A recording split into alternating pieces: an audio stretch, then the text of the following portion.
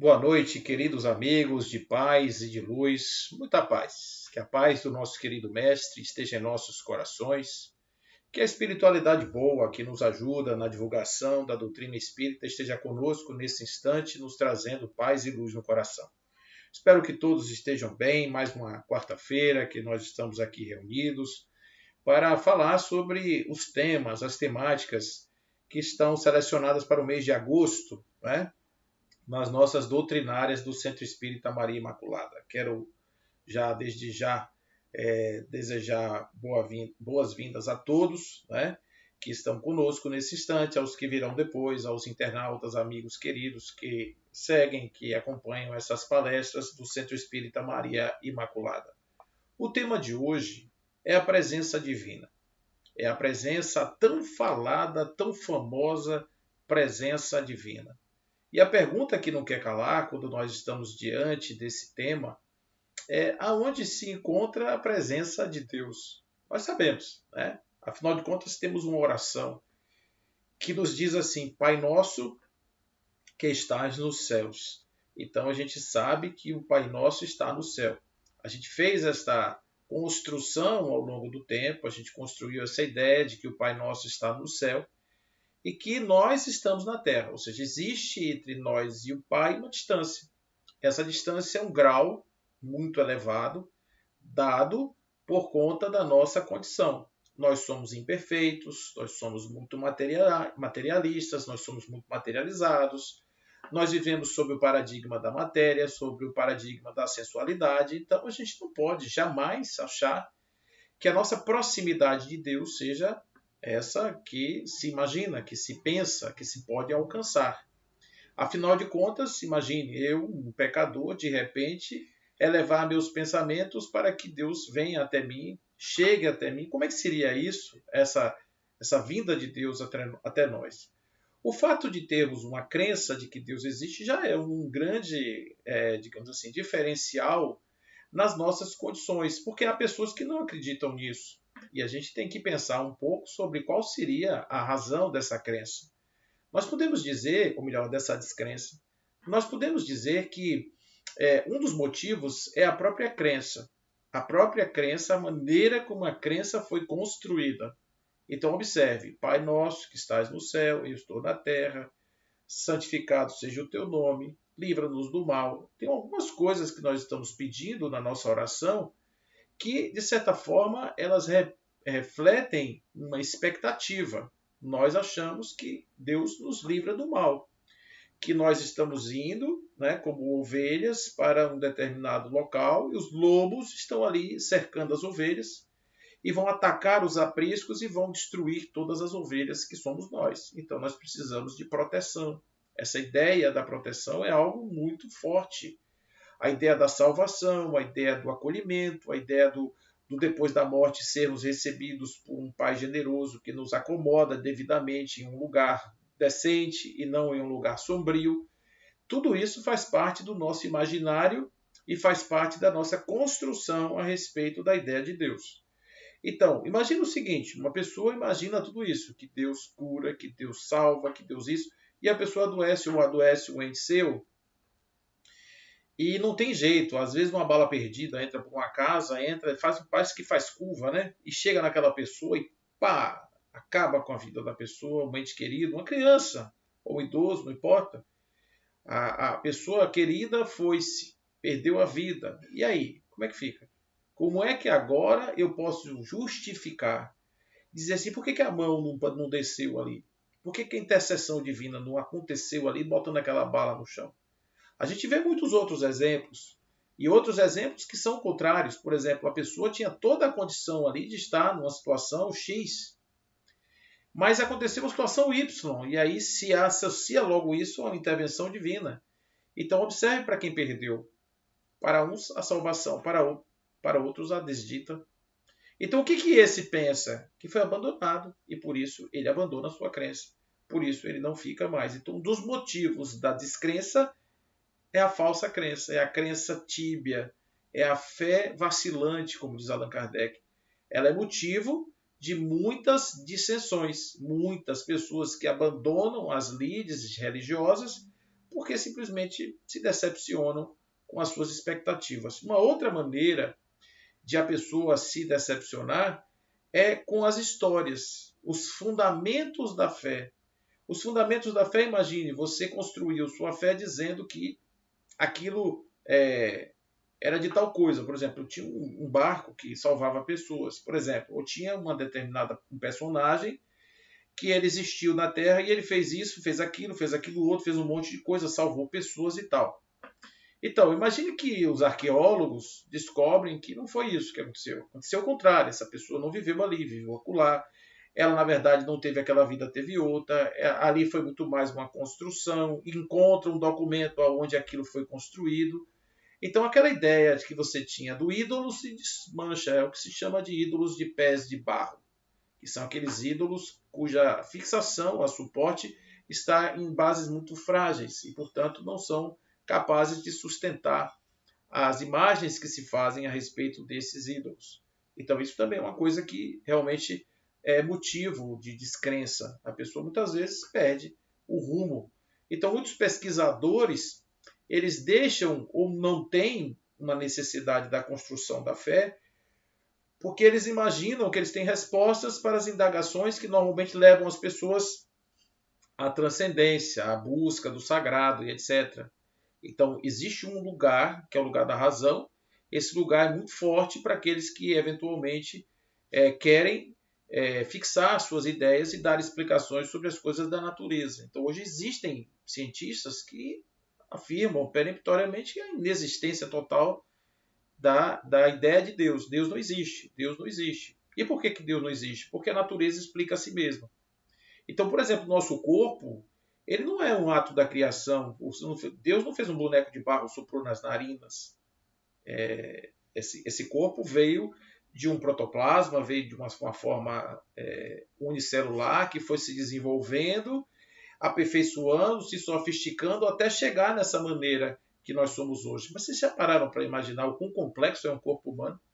O quão complexo é um olho? Vocês já pararam para imaginar um neurônio? Né? A fisiologia do corpo, as chavinhas que ligam e desligam para manter a homeostase do corpo, a febre, o mecanismo da febre para poder combater um patógeno no próprio corpo, quer dizer, o corpo funcionando de maneira sistêmica, com bilhões de estruturas complexas atuando sistemicamente, organizadamente.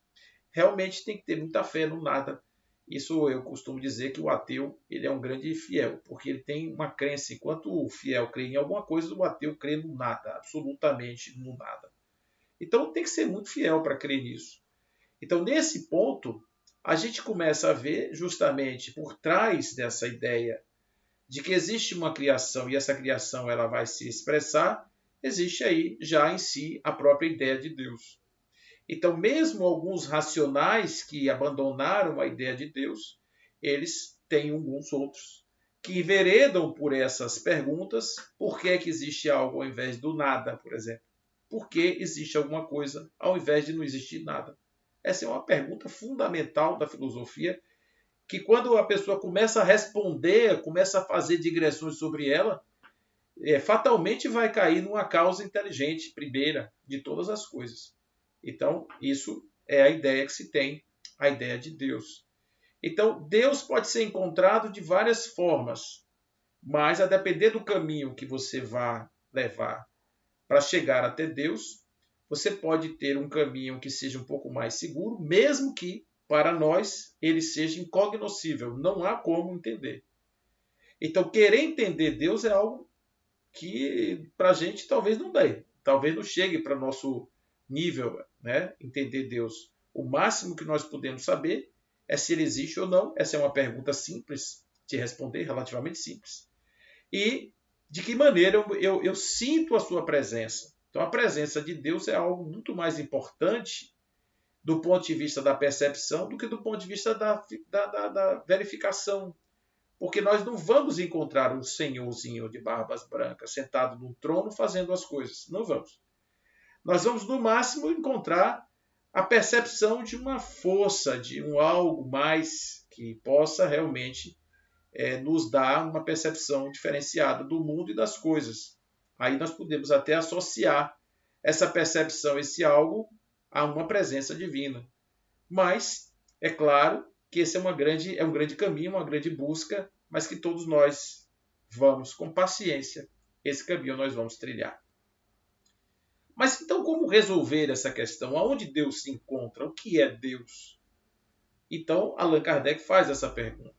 Deus é a inteligência suprema e causa primeira ou primária de todas as coisas. No começo de tudo existe Deus. Ou seja, imagine, vamos fazer uma viagem aqui mental. Só mental não dá para fazer de outro jeito. Gente, infelizmente, eu gostaria muito, mas não dá. Mental. Imagine que não existe nada, zero. O caos absoluto. Nada, nada. Nem o caos, nem a bagunça. Nada, zero. Não tem nada, só tem Deus. E de repente, ele começa, por um ato seu, começa a criar. E ele vai criando as coisas, vai desenvolvendo formas e métodos e situações e sistemas, leis, etc. Tudo isso vai sendo criado. Então, essas coisas que emanam do Criador, elas são não partes do Criador, mas elas são o próprio Criador, porque é o Criador transformado. Então, imagine que o ato da criação desenvolve o hidrogênio. O que é o hidrogênio? O hidrogênio é essa essência primaz transformada em hidrogênio. O que é o carbono? O carbono já é uma combinação de elementos essenciais que, por sua vez, dá origem a um complexo, que é o carbono, que também é composto de essência transformada em um segundo grau de transformação. E a partir dos sucessivos graus de transformação da matéria essencial, da substância essencial, nós vamos vendo as múltiplas formas, as múltiplas variadas formas que existem no universo. Ou seja, num determinado momento, nada, em outro momento, o tudo. O que separa basicamente o nada do tudo é que entre o nada e o tudo é uma expressão da multivariada, multifacetada forma de Deus se manifestar.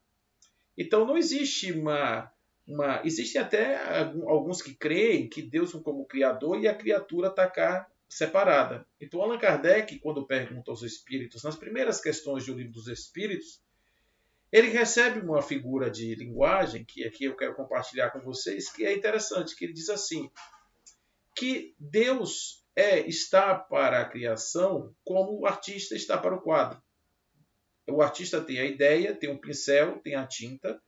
É o artista quem desenha, quem cria, quem desenvolve a forma que vai na tela.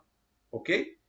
Mas ele está aqui, o artista está aqui, a tela está aqui. Então ele tem uma diferença, um espaço entre os dois. Isso é uma concepção de Deus. Deus criador, a criatura. Essa é a tradicional, que todos nós conhecemos. Essa é a convencional das religiões, dos ritos, etc. Mas observe que Allan Kardec vai, ao partir do momento em que ele vai compreendendo as dinâmicas do mundo espiritual, e ele chega em 1868, quando ele publica a Gênese, lá na Gênese, esse Deus, ele já não é mais um pintor, mas ele é um aquário, um oceano, e a criação são peixes. Então observe qual é a diferença. É que lá atrás o quadro está fora do pintor. Aqui na frente, o quadro está dentro do pintor. É o pintor quem cria um quadro dentro de si mesmo. Isso tem uma diferença fundamental.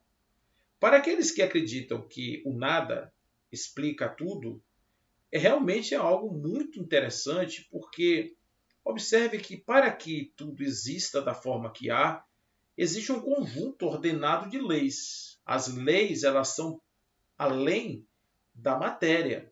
Elas são além das coisas. As coisas se submetem à lei. É a partir da lei que as coisas são feitas. E não a lei emerge das coisas que são feitas. Então, a lei da termodinâmica, a lei da gravidade não emerge do objeto que cai, mas o objeto cai por causa da lei da gravidade. A água ferve a 100 graus, não a lei da termodinâmica vai emergir de uma experiência, mas a água vai ferver porque a lei estabelece isso. É a condição da lei que estabelece isso. e não o contrário. Então, dizer que as coisas formam a lei, que as mesmas, né, que as constituem, é imaginar que existe a ordem antes da própria execução da coisa em si. Ou melhor, que existe uma coisa que forma a própria ordem que forma a coisa. Então, isso não dá. A coisa tem que existir sob a égide de uma lei que existe antes. Está antes. Para que aquilo possa acontecer, isso tem que ordenar aquilo acontecer. Então, quem cria as leis? Quem cria as leis? Quem criou as Desculpe. Quem criou as leis que formam os objetos, as coisas, os sistemas planetários, etc? É claro que essas leis, elas não são criadas pelos próprios sistemas. Elas não emergem dos sistemas, mas os sistemas emergem da ação da lei. E aí, justamente aí que a gente começa a imaginar que se não existe uma ordem centralizada, nós temos que imaginar que existe uma infraordem, que existe uma ordem para além das coisas, que é uma ordem que está no meio do caos. Essa é uma ideia de que, por mais que você procure na explosão de uma estrela, na morte, na vida, na apoptose celular, ou seja, na morte da célula, enfim, em tudo isso, por mais que se procure, sempre vai ter uma ordem. E é justamente na ordem, na construção da ordem da lei, que nós encontramos a presença de Deus. Então, a presença de Deus não é uma presença factual, elementar, subjetiva ali. Não. É uma presença essencial em tudo, absolutamente em tudo. Isso muda muito a percepção sobre como é Deus. Isso muda muito a ideia do que é Deus, porque ao invés, imagina, como é que eu posso imaginar, como é que eu posso pensar numa lei que rege todas as coisas, fazendo exceções para me ajudar? Allan Kardec, na contracapa da Gênese, ele diz assim: a grandeza de Deus não se mostra pela derrogação das suas leis, mas sim pela sua imutabilidade. Olha que coisa. É justamente a ideia de que as leis não se alteram que dá a grandeza dessas leis, porque elas são perfeitas. Esse é o raciocínio deísta. As leis são perfeitas. E elas criam o universo a partir delas mesmas. Elas podem se modificar? Eu diria que não. Por uma razão muito simples. Porque elas têm que se tornar algo que ainda não são. E Deus não pode ser melhorado, porque Ele é perfeito. Aquilo que não pode ser melhorado é perfeito. Então, Deus não tem como evoluir. Não há como evoluir Deus. Não há como evoluir uma lei que vai emergir dele. Não há como. Então, as leis podem ter até leis subsequentes, que são dependentes dela. E uma vez essas leis subsequentes, elas podem ter no seu rol a possibilidade de aplicações diversas. Então, se você sair da Terra para a Lua, a queda de um objeto é diferente, mas por conta das dinâmicas da mesma lei, da lei maior, essa lei da gravitação, essa lei grande que regula tudo isso. Então, observe que não existe nenhuma hipótese da gente olhar o mundo, olhar as coisas, o universo, o mosquito, olhar o grão de areia e não encontrarmos ali a divina presença ou a presença divina. Não há como. Absolutamente. O que isso muda na nossa vida? Joana de Ângeles, no livro Iluminação Interior, Grandes Ensinamentos para o Fortalecimento do Espírito, psicografado por Divaldo Franco, ela vai trazer um capítulo falando sobre a divina presença. E ela diz assim: em tudo que observas e contemplas, encontra a divina presença de Deus manifestando-se de maneira inconfundível. Eu fico impressionado com a cor das asas de uma borboleta. Eu não sei se vocês já tiveram a oportunidade de parar para ver a simetria perfeita de um lado e de outro. É um desenho que começa num lado e termina do outro. É uma cor que se aplica aqui, que aplica aqui. Não tem uma borboleta que tem uma asa vermelha, com azul e a outra de quadrinhos. Não tem isso. A mesma coisa acontece com os outros seres, as plantas, né?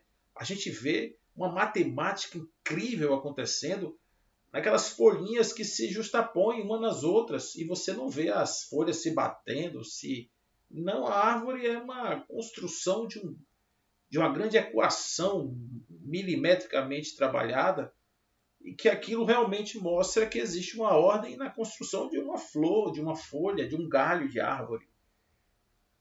Então existe sim a presença de Deus em todas as coisas e de maneira inconfundível, porque não dá para a gente simplesmente dizer assim, não, isso não, isso não existe. Não tem como, é impossível a gente chegar nessa conclusão.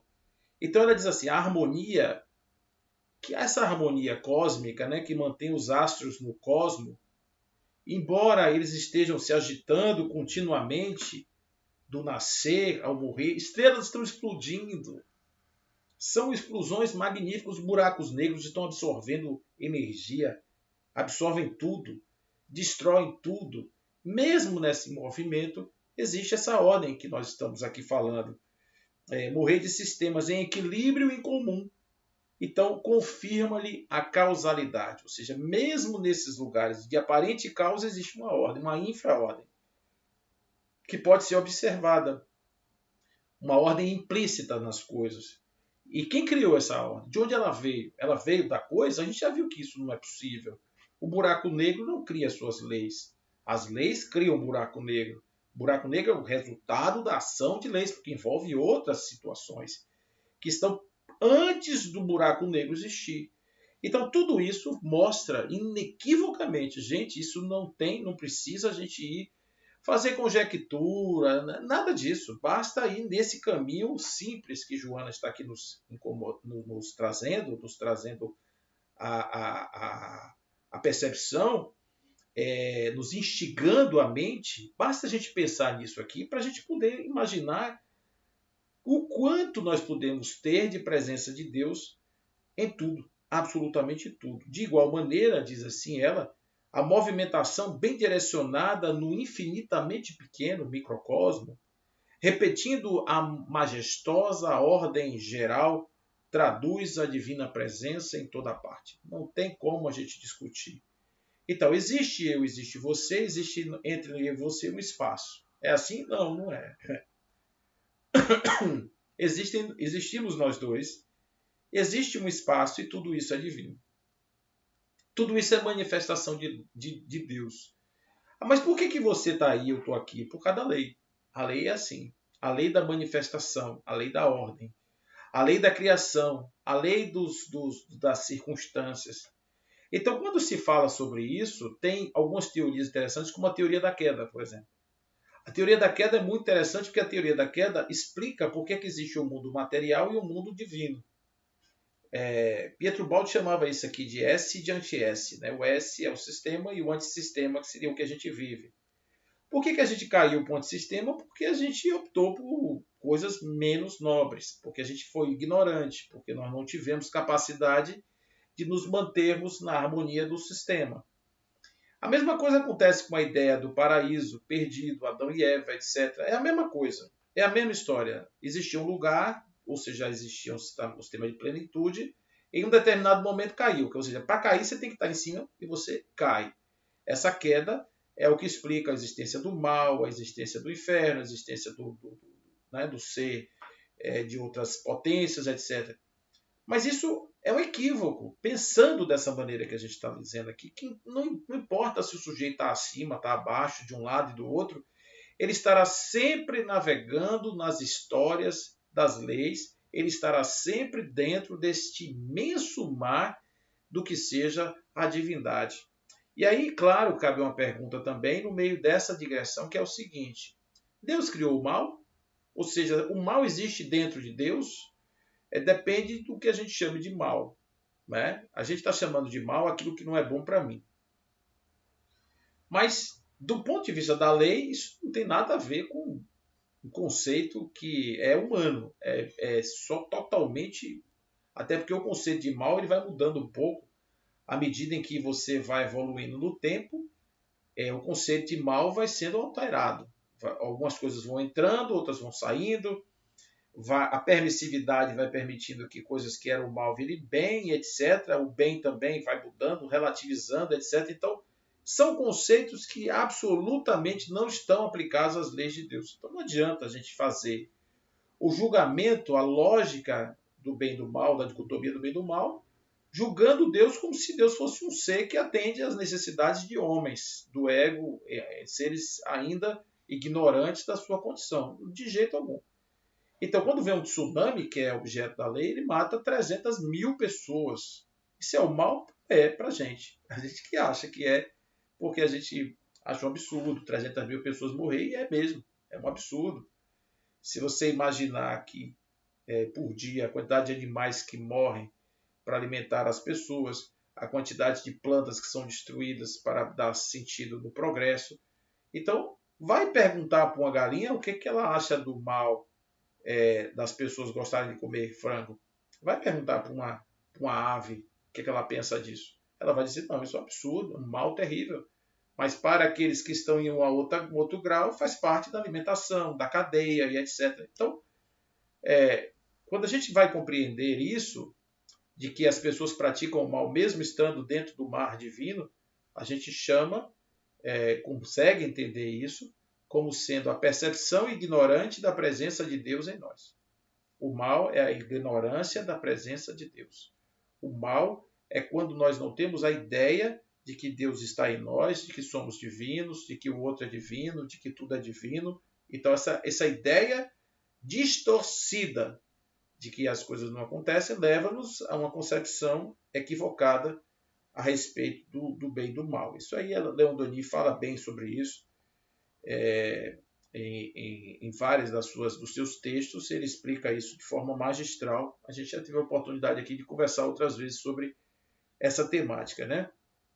E Joana vai dizer assim: as condições propiciatórias da vida na Terra, nas incontáveis expressões que se apresentam, são resultado da elaboração de projetos cuidadosos, objetivando finalidades específicas no processo da evolução.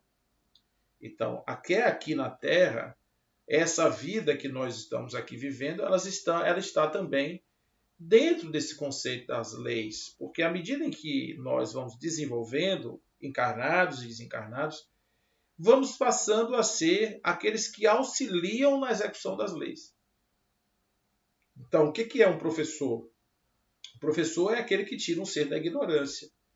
O professor espiritual é aquele que tira um ser espiritual, encarnado, não importa, da ignorância. Então, na medida em que a gente vai desenvolvendo a percepção da presença de Deus em nós e a concepção de Deus, a gente começa a atuar no sentido de abrir os caminhos das pessoas para que essa compreensão seja alargada e a gente consiga, então, ter essa compreensão trabalhar a favor do alargamento da visão a respeito da presença de Deus. E ela diz assim: tudo se transforma incessantemente para melhor. Desorganiza-se uma forma para que outra tome o lugar, mantendo o mesmo ritmo no concerto geral. Então, Alan Watts ele vai falar sobre essa coisa da ideia de uma percepção de divino, etc. Ele está trazendo a ideia dos macacos ouvindo uma sinfonia, e ele falando sobre isso, dizendo que se um macaco fosse dizer para outro macaco como fazer para atingir o grau de uma sinfônica, ele ia dizer assim: olha, eles conseguem fazendo isso assoprando tubos de ferro, batendo em peles de animais com um martelo, com um instrumento lá de bater, e esfregando tripas de animais em crinas de cavalos. Então, ele explicaria assim, porque o violino, você tem lá as cordas, que são feitas com vísceras de animal, e aquela hastezinha que é feita com crina de cavalo. Então, ele vai explicar isso. Então, imagina quanto tempo os macacos levariam para produzir uma sinfonia. Quantos anos, quantos séculos, talvez, se fosse só nessa coisa da forma, né? Essa coisa da forma. Então, entender um conceito desse só pela forma não vai. Então, ela está dizendo aqui, tudo se transforma para melhor, né? Então, existe uma ordem dentro de tudo. Então, mais do que entender a forma, nós temos que entender o objetivo. Nós temos que entender o vir a ser. A gente tem que entender o que é, de fato, o divino. E, a partir daí, abrir o coração para começar a percebê-lo de outra forma. Não há silêncio nem vazio, diz Joana, em lugar nenhum, mas sim uma sinfonia de incomparável beleza, vibrando em tudo como representação do seu psiquismo. Aqui a figura do psiquismo é a figura da ação da lei. Então o psiquismo divino é a sua vontade, que é perfeita, é harmônica, é expansiva, é de desenvolvimento, é de progresso, que não está ao alcance dos nossos acessos mentais nem das nossas conjecturas. Está para além disso, bem além. Então, portanto, compreender Deus é baixar um pouco a guarda, diminuir um pouco as expectativas, mudar um pouco a forma como a gente percebe Deus, de um modo geral. Fonte de energia vitalizadora, de Joana, que sustenta a ordem e mantém o conjunto de tal maneira, olha só, que o caos aparente converte-se em estabilidade de forças que pareciam opor-se.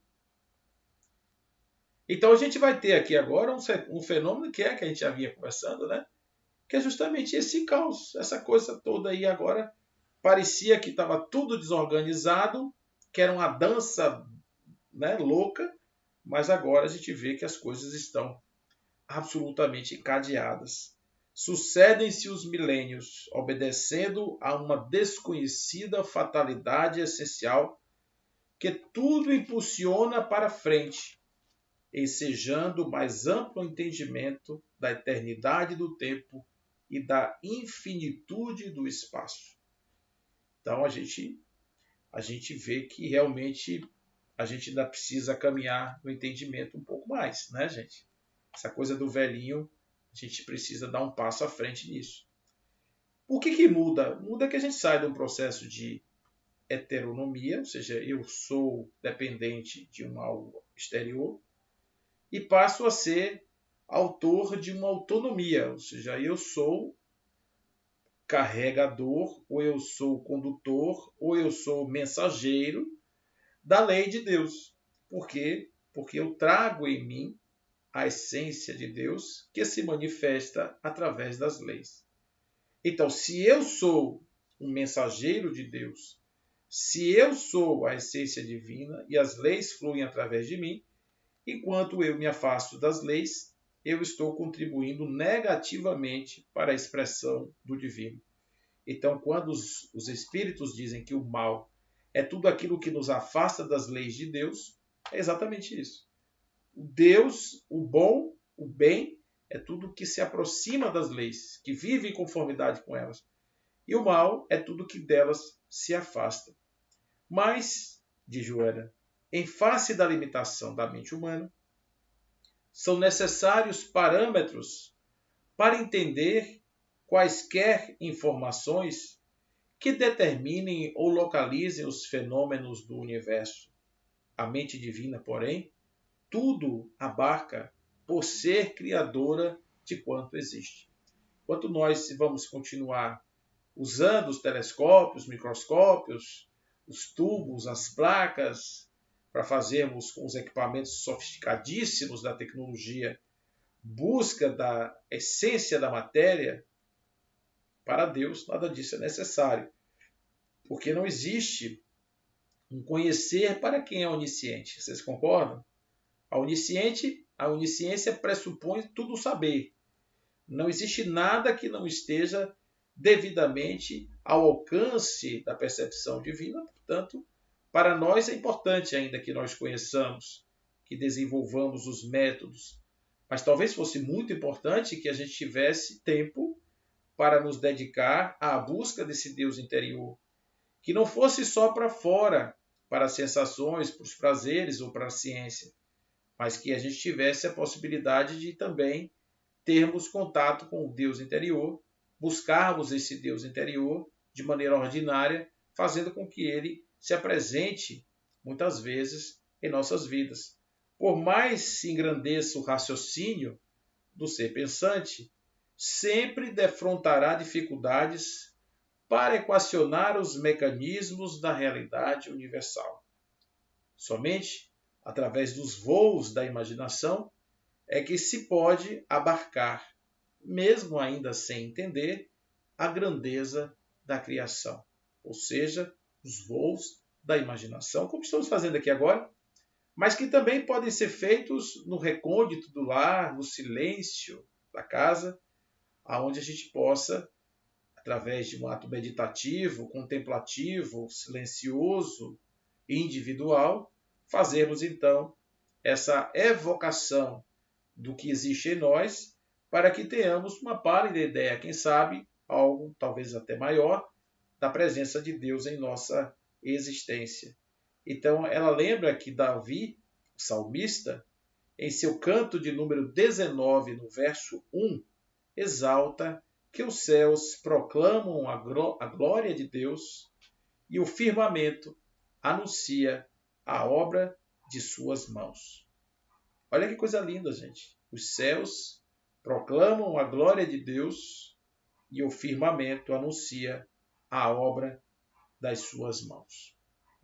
Então é isso aí. Olhar para tudo e vermos Deus em todas as coisas, percebermos Deus em todos os lugares, é algo extremamente importante para esse refazimento desse contato com o Criador.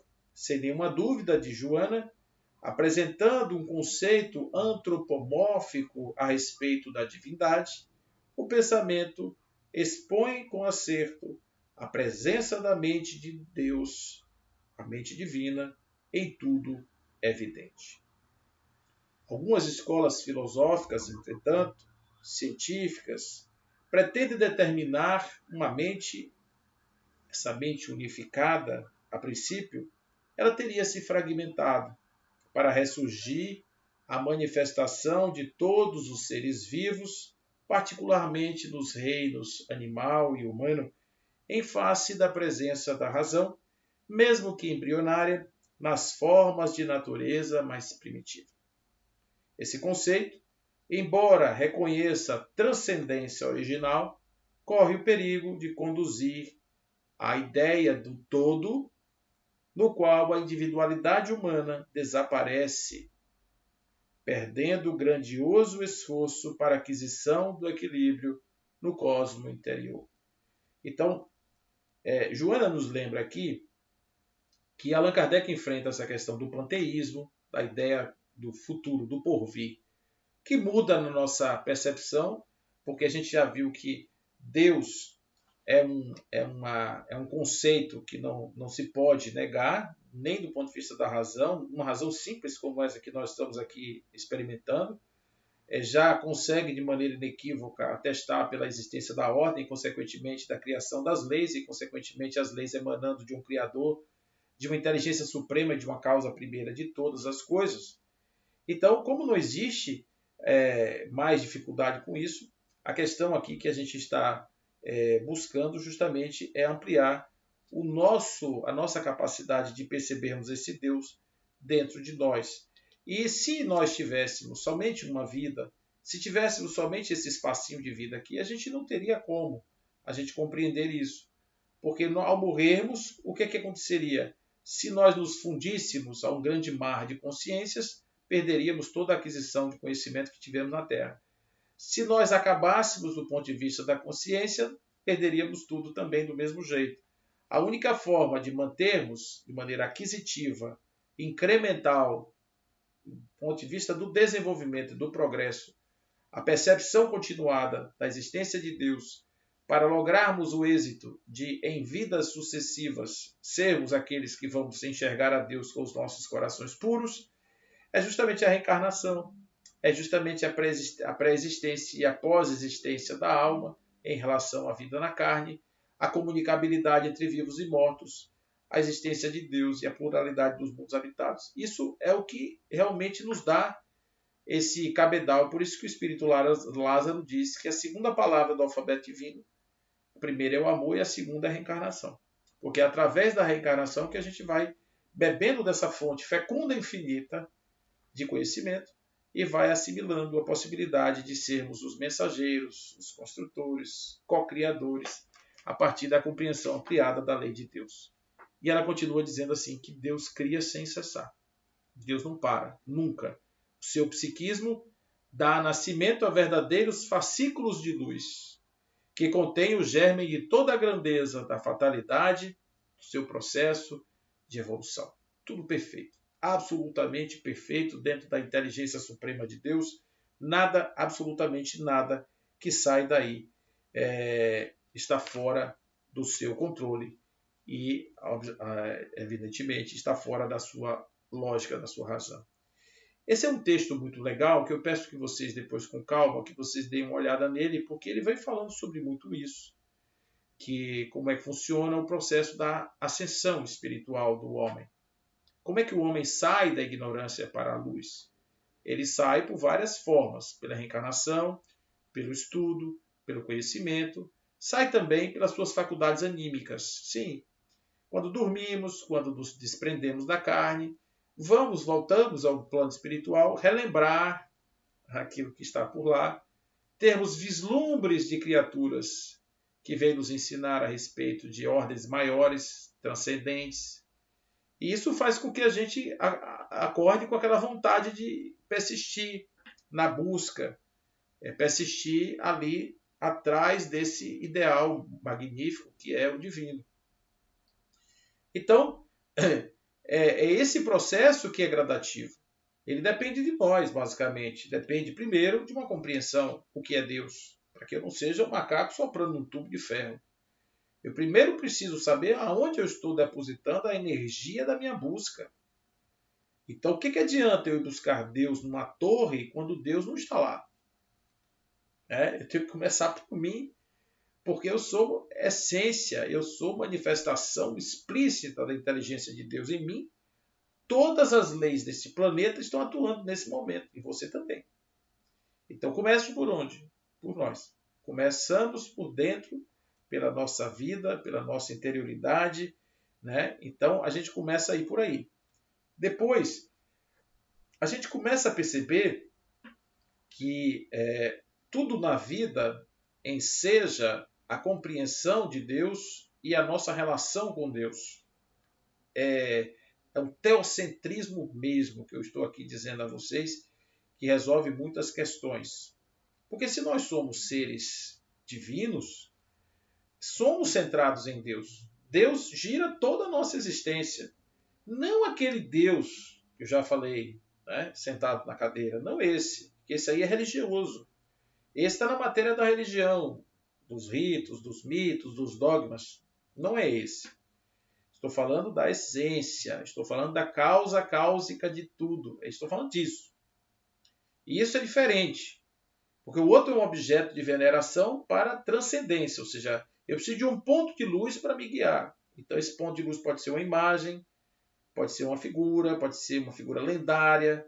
Então o homem, através disso, criou um panteão de deuses, de números, segundo os estudiosos no mundo hoje, nas crenças de um modo geral, mais de 20 mil santos existem. 20 mil santos.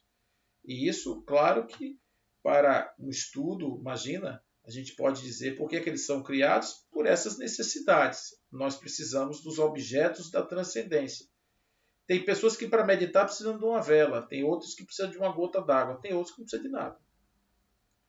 Então, não quer dizer que seja a vela um portal do plano. Para aquela pessoa, a vela é um instrumento de foco. Aí é importante. Então, a mesma coisa a gente faz de um modo geral. Estou falando de energia, estou falando de energia suprema. Então, no Evangelho, nós vamos encontrar isso numa máxima absolutamente correta que diz: primeiro, procure a Deus, com todo o seu entendimento. E quando você encontrar, entenda como ele funciona e veja a grandeza que é esse Deus. A partir daí, você compreendendo essa grandeza, você desenvolva uma capacidade de reconhecer o que emana dessa grandeza que é o amor.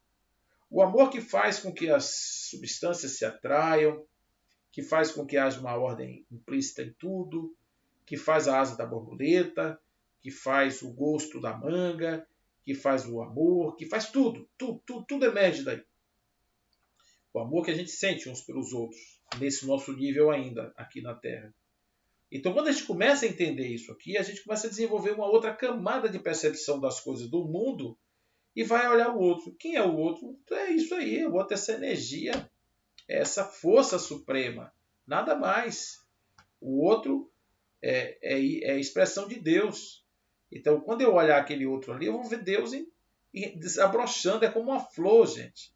Muitas pessoas dão de presente para um ente querido uma flor em botão, que é aquilo ali. Aquilo ali é a proposta de um futuro. Eu estou te dando uma flor porque eu quero que você veja ela desabrochar. É poético isso. Você não trouxe uma rosa para mim, você trouxe uma rosa fechada. Mas eu quero que ela abra em suas mãos. Entende? Então, às vezes, as coisas, as mensagens, elas são passadas das maneiras mais inusitadas. Das maneiras mais inusitadas. Então, compreender isso, compreender o outro, compreender como as coisas são, a dinâmica das coisas. Por que eu vou gostar de um botão? Porque eu sei que vai virar rosa. Eu sei que ele vai se transformar numa rosa. Jamais daria um botão para alguém se eu soubesse que não vai se transformar em nada. Vai ficar um botão horroroso ali, fechadinho. Então, a mesma coisa do outro. Por que eu vou desenvolver uma atitude amorosa em relação ao outro que é imperfeito?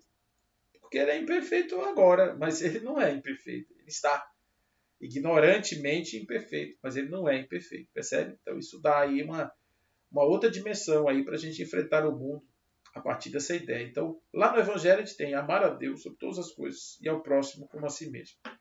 Então, desenvolver essa capacidade de compreensão amplia a nossa capacidade de amorosidade.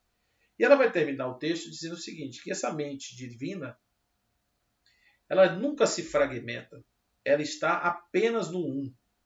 Ela jamais é eu e você, o outro. Não, é uma coisa só, eterna, portadora de muitos atributos, ainda incompreensíveis no limite da criatura humana. Jesus denominou essa força de Pai e João como amor. Né? Deus é amor.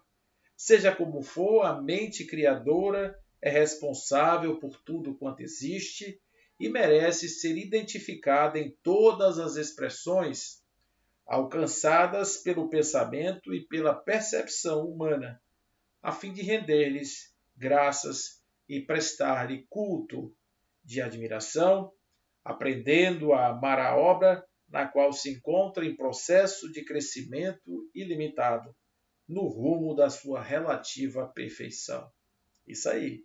Estamos indo para a perfeição, estamos caminhando desse lugar, estamos desenvolvendo ainda nossas faculdades, não somos o que gostaríamos de ser, mas seremos. Todos nós seremos. Assim, portanto, de Joana, o amor é chamado para compartilhar dessa saga extraordinária, unindo todas as criaturas no mesmo nível de sentimento, de afeição, maneira apropriada de demonstrar gratidão ao Pai misericordioso. Então, chamar o amor para que o amor fale, a gratidão de agradecermos a Deus pela vida, pela sua existência e, mais do que tudo, agradecermos pelo fato de sermos conscientes de que, ao atingirmos um grau de percepção do divino, seremos nós quem iremos contemplar esta luz emanando do nosso próprio coração. Seremos nós que vamos nos sentir, de certa forma, orgulhosos sem o ego. Orgulhosos no sentido de satisfeitos por termos vencido as nossas viciações e encontrado os caminhos da iluminação interior. Somos nós aqueles que vamos olhar para os outros com piedade, olhar com compaixão e dizer do quanto ainda podemos fazer para ajudar a todos a alcançarem níveis maiores todos os dias. Portanto, companheiros, amigos, queridos do nosso ideal, chamo-os de queridos, de amigos, porque são espíritos e que estão vivos aqui agora, sem noção de castas, de gêneros e de cores, estamos aqui agora simplesmente vivendo experiências humanas, parciais, temporárias, que não nos definem. O que nos define é Deus, o que nos define é a unidade, o que nos define é o amor. Que o amor de Deus seja inspiração para que buscamos a este mesmo Deus dentro de nós, em aprendendo a amá-lo, sejamos capazes de amar a nós outros e a todos os outros, sempre na grande comunhão do amor universal. Fiquemos em paz, em nome de Deus, que assim seja.